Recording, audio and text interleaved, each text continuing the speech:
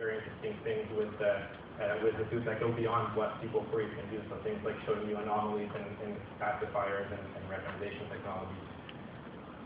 So why Apache Drill? I think the first reason is we wanted to start a community-driven project. At MapR, we're all about bringing open source technology to our customers. We have over 15 different open source projects in the distribution, and avoiding vendor lock-in is key to our strategy. Customers don't want that, and so we realized that SQL is a customer-facing technology, it's a user or an application-facing interface.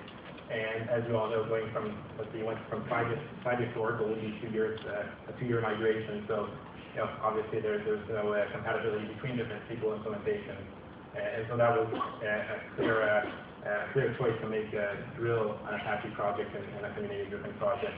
If we look at the merits of Drill itself, it's all about bringing that next generation of SQL in Hadoop and full anti-SQL support. HiSQL is not sufficient. There are a lot of tools out there, BI tools, visualization technologies that support standard SQL. That's really key. And then if you look at other things that have made Hadoop popular in the first place, like kind of optional schemas, that's what Drill is about. You can take a JSON file and you can query it without predefining and managing schemas. You can just take that and query it. You can take an HBase table without defining a predefined schema in the Hive meta store and just query that HBase table. So this is really taking the switch to the next level in terms of what you can do.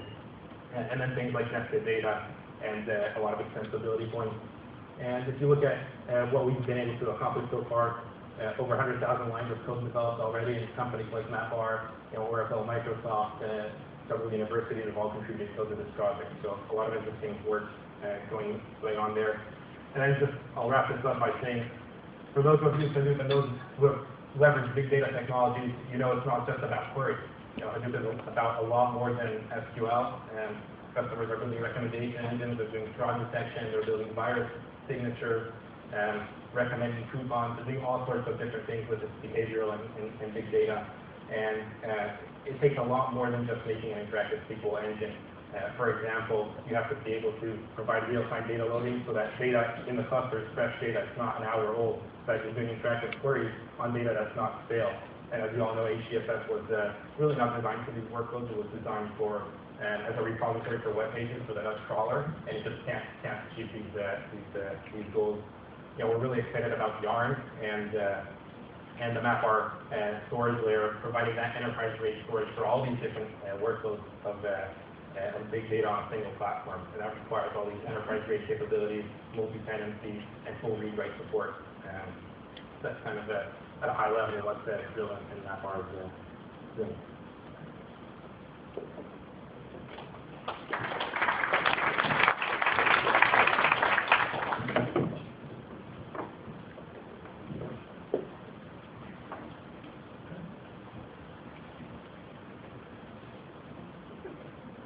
Hello everyone, I'm Justin Erickson. I'm a product manager at Cloudera. Before I dive into our vision and our view on SQL and Hadoop, I'd like to call out the broader picture that SQL on Hadoop, while very important and incredibly exciting over the past several months since we launched the Impala project back in October, the story here is not just about rebuilding the old world in a cheaper and different way.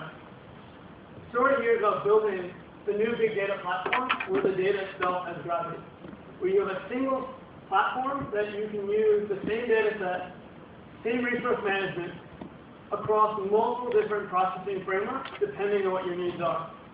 So you get the core of your batch processing with technologies such as Hive, Stig, and of course MapReduce itself.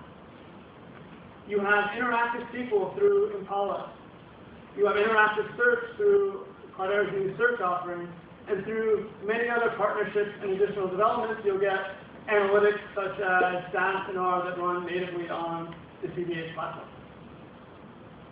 In order for all these frameworks to work and be native big data solutions, they all need to be able to scale from tens of machines to thousands of servers, simply by throwing machines at the problem.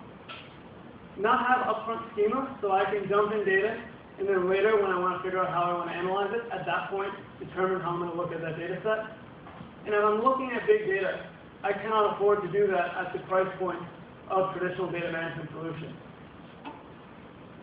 I'm looking at the next platform that I'm betting my business, that I'm starting to build my data reservoir, data lake, or whatever term you want around that. The power of open source and the ability to try the technology, use it, and then figure out how you best want to support it, whether it is through a vendor like Cloudera, whether it's through yourself, or whether you choose a different vendor. Now to the interactive SQL on Hadoop. Impala is a project that we launched back in October of, publicly unveiled back in October of last year, that gives interactive SQL. The key thing here in any system, faster is always better. But what makes this exciting is that fundamental shift, wherein the old world was Hive, I'm executing a query, I'm not going to sit there and wait many minutes for that response. I will context switch to something else, come back to that at some point later in my day job, and then look at the results and figure out what my next step is.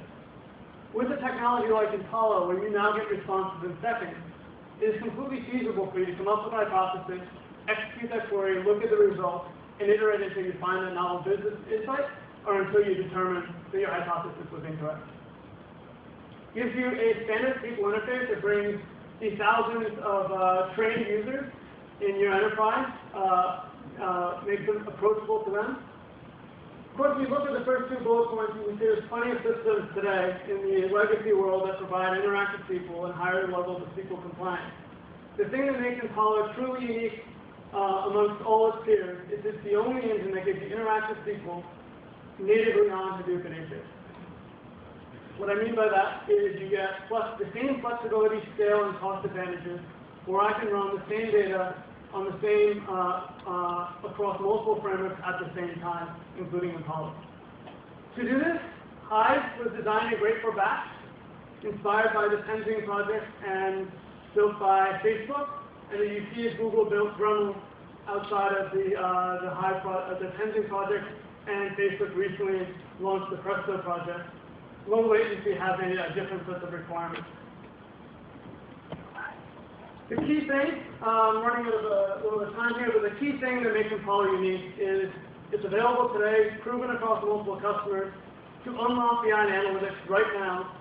To do this, you need responses in seconds, level of concurrency where I can deal with hundreds of users, and maintain the native Hadoop principle of the native flexibility of no data migration, conversion, or duplication, can run across the native existing file format as well as provide best-of-breed format. And fully integrated with the rest of the Hadoop ecosystem. So same storage, same metadata, same security, and now in the center you get enterprise-grade access, role-based and fine-grained access control. And of course, all this is available through an Apache license open source. Thank you.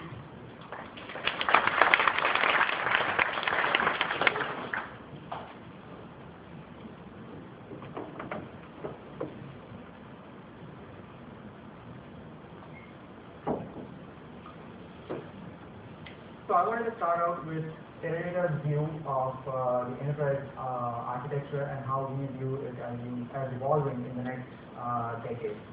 It's clear, and the reason that so many people are here is it's clear that Hadoop is a big force which is actually being used as a very effective data processing platform, not just here in the Valley, but also outside the Valley.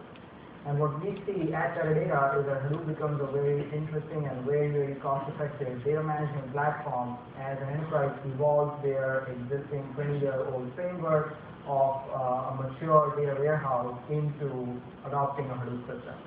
And that's how we integrate, and we talk about the unified data architecture at Teradata, where we talk about the Hadoop system and we integrate into the Hadoop system as a very effective and scalable, cost-effective data management layer. And as the Teradata system as the integrated warehouse, which is your system of record, which is going to serve your hundreds or even thousands of concurrent BI users, concurrent analytic users at the same time with mature capabilities. In addition, what we see enterprises do effectively today is combine SQL and MapReduce and analytics on MapReduce to not just to say that, hey, MapReduce is slow, I'm just going to look at just SQL for analytics, or just forget about SQL and start coding everything in Java, but effectively blend the two to get analytics which are beyond what you can do in the BI and in the BI space. And that is what we saw in the Asset Discovery platform, with our rethinking of the SQL extension to MapReduce, which is called SQL MapReduce.